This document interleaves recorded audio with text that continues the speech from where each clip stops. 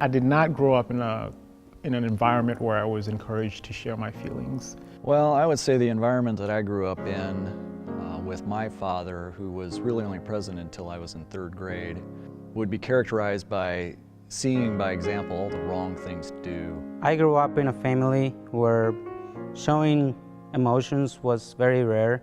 My father is we nicknamed him Stonewall, and he doesn't show much emotion at all. He doesn't believe in men being vulnerable, crying, or any of that. I can remember a time where he broke a finger, and I asked him if he was going to go to the doctor, and he said, "Absolutely not, let's go, we have to finish this project." They taught me honesty and good values, but the showing love part was not there. From infidelity to absenteeism to the way he carried himself in front of his kids, there was not much righteousness there. For the longest time, I wanted to be like my dad, who was, I've never seen him cry, never seen him be emotional. And so I thought that's what I wanted to do. It was really easy for me to hide my feelings. The world might have looked at him and said, you know, here's a guy that's cool, or here's a guy that's hip, or a bad dude because he rides Harleys and hangs out with seedy people. And it didn't teach me what it was to be an authentic man, a good husband, or a good father. I think the main thing is just being vulnerable and feeling like it's a weakness. Guys don't like to feel like they're weak. We want to be strong. We want to feel like we're powerful, and being vulnerable it's a weakness, I guess. More than a weakness, for me, admitting that I did something wrong was the hardest part. I do hide things. There are things that I'll do that I'll be embarrassed about. You know, that's ridiculous. Why would I do that? I don't know. There's always that fear that you're not going to be accepted, or you're the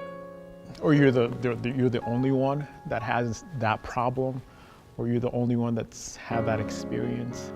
And I think that's the main fear in a lot of guys. I would do things that were sinful, but I would hide those. I would keep them to myself, or I would avoid being honest with other people in my life about that.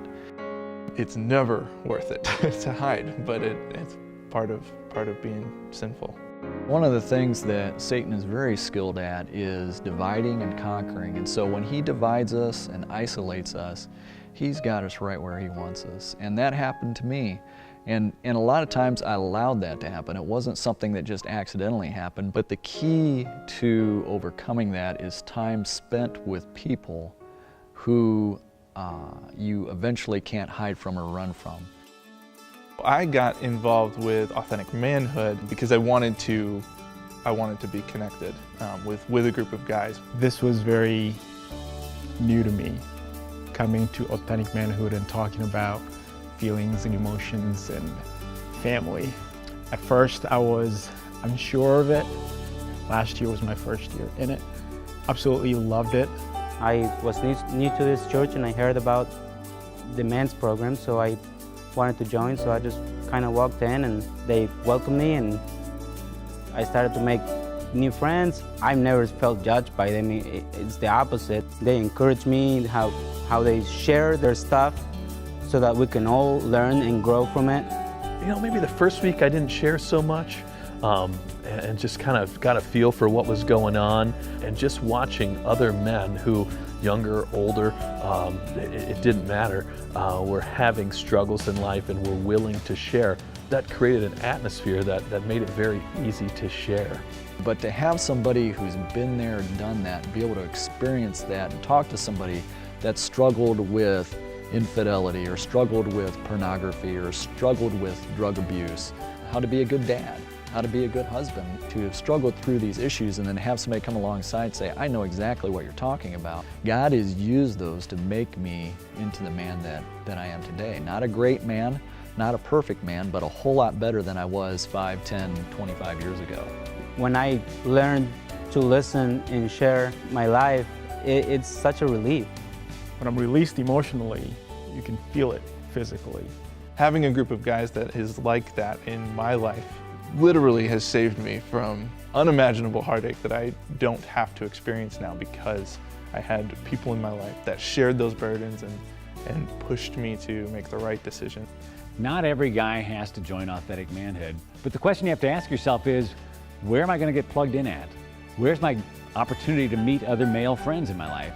And so that's why I just want to encourage you, why not give it a try? Check us out, and not just once, give it a couple Tuesdays and see what happens. You might be surprised. Tuesday nights from 6:30 to 8 o'clock in room 100.